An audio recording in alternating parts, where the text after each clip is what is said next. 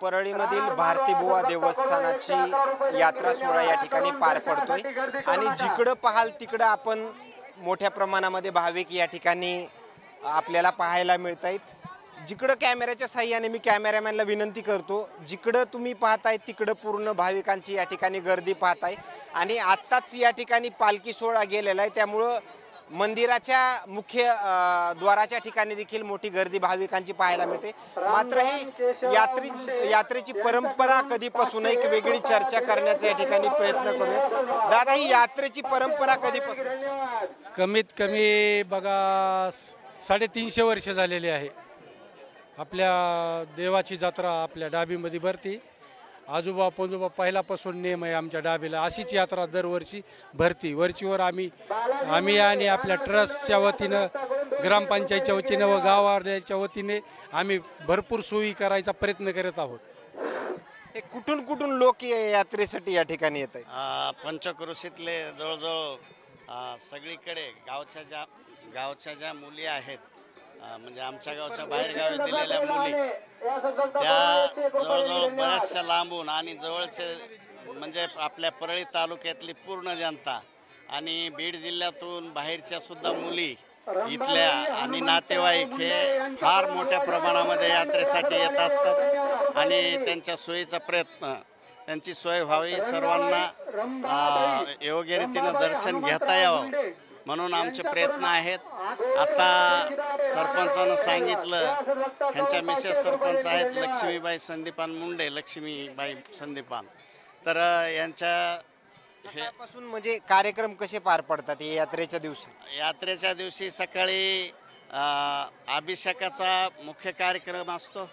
अभिषेक सुरू होतात आणि 12 नंतर पालखी निघते।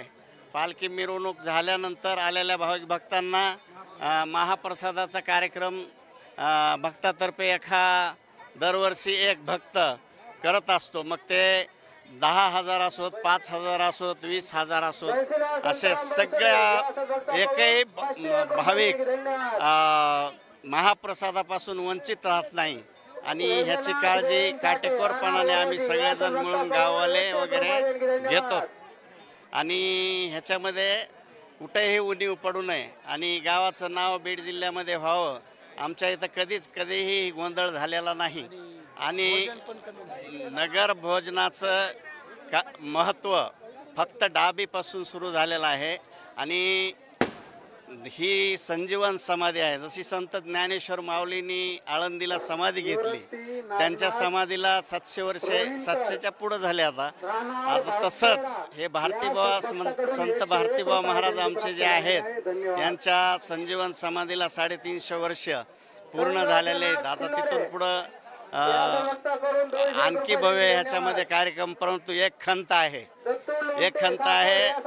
पालकमंत्री पंकजाताई मुंडे असताना त्यांनी तीर्थक्षेत्र विकासाचा क दर्जा दिला होता, परंतु क दर्जा दिल्यानंतर प्रत्येक सर्कलमधलं एक गाव, आता हे नागापूर सर्कलमध्ये आमचं गाव येते, तर प्रत्येक सर्कलमधून एक गाव निवडून त्यांनी तीर्थक्षेत्र विकासामध्ये घेतलं प्रसिद्ध देवस्थान आता, आणि त्यांनी प्रत्येक गावच्या मंदिरासाठी 25 लाख रुपये त्या काळात टाकले होते, पण तो काळ होता करोनाचा, त्याच्यामुळं इथल्या सरपंचाला काही ते फंड्स वापरता आले नाहीत।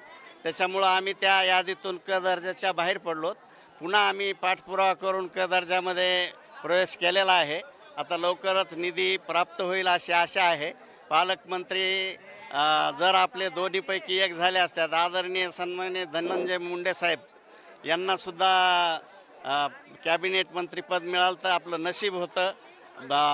कितीतरी वर्षानंतर परळीचे 2 कॅबिनेट मंत्री माननीय नामदार धनंजयजी मुंडे आणि नामदार पंकजाताई मुंडे ह्या ह्याला कॅबिनेट मंत्री म्हणून लाभल्या होत्या, परंतु काही याच्यामुळं त्यांना पालकमंत्री दोघांपैकी कोणी एक झालं असतं तर अतिशय चांगलं प्रमाणे निधीला महत्त्वाचे प्रश्न मार्गी